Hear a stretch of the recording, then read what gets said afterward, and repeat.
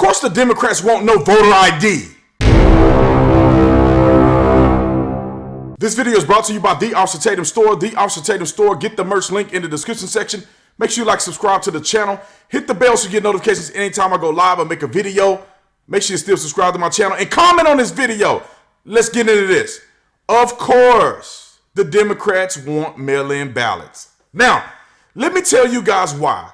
And this is a very common sense perspective, a very simple approach to this, is that when you mail in the ballot, you do not have to show identification, right? If you get 6 ballots at your house and you have, I don't know, 6 people living in your house, you can vote Republican on all 6 people. And nobody can verify if that's an independent person voting or is it a group of people voting with those ballots. Obviously, they can harvest ballots. They can do whatever they want in the process of transferring that ballot from one place to another. And your vote may not be secured. But the reason that they're doing this is not about necessarily your vote being secured as a United States citizen. They want to allow people who have no right reason to be voting to have an opportunity to vote. All they have to do is have particular numbers of people who live in a household, and you won't know if they're illegal or legal. You send that number of ballots to a household, and they have an opportunity to cast those votes and put those into the system without an identification. You can manipulate people's names. You can say that you so-and-so, you dead people, you name it. All of those things can be corroborated through mail-in ballots. One thing that I don't understand as it relates to ballots, mail-in, and IDs is that if you need an identification, now their argument is that, oh, poor people can't get an ID. They somehow every 2 years, 4 years, 8 years, they can't get identification. I don't know a minority that don't have an ID. Even when I was a police officer, homeless people had IDs. Now, if you have to use an identification to fly, you're telling me that minorities don't fly? You telling me that people in the black community or black and brown people don't fly? You couldn't fly without an ID. Can't open up a bank account without an ID. Most jobs, you can't get a job without an ID. You can't fill out for welfare without an ID. You can't get Social Security without an ID.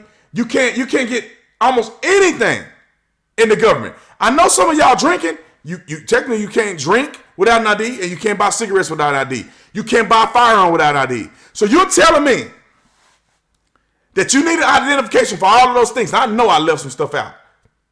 But you don't need an identification to vote to elect people that are going to reign over you, that are going to have jurisdiction over what should be done in your city, in your state, and to represent you on a federal level.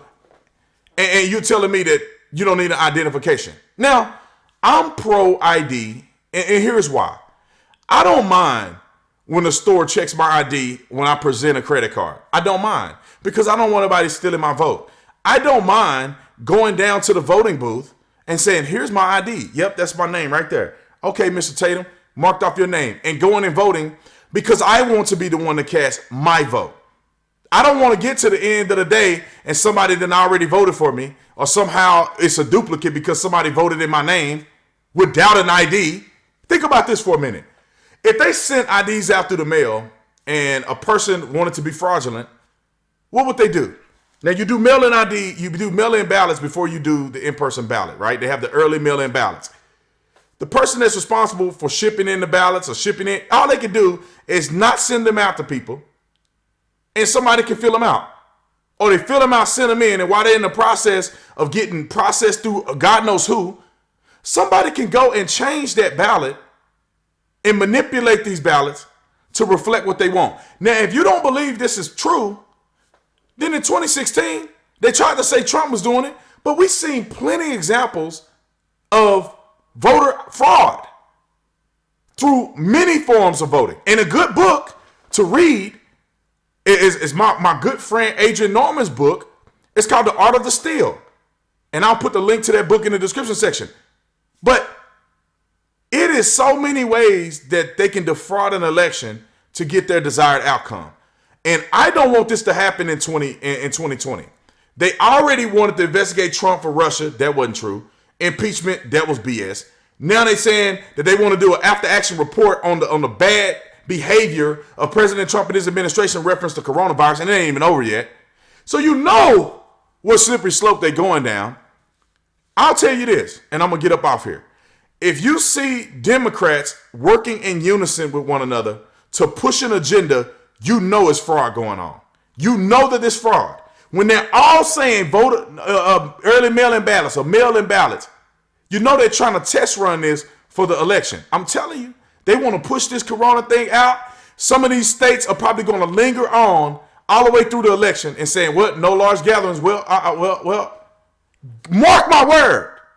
Anyway, let me know what y'all think. Write it in the comment section. Like, subscribe to the channel. Visit the Officer Tatum store. The Officer Tatum store. Put lockdown in and get a discount. I love you guys. I'll see you on the next one. Y'all know what it is. I'm out.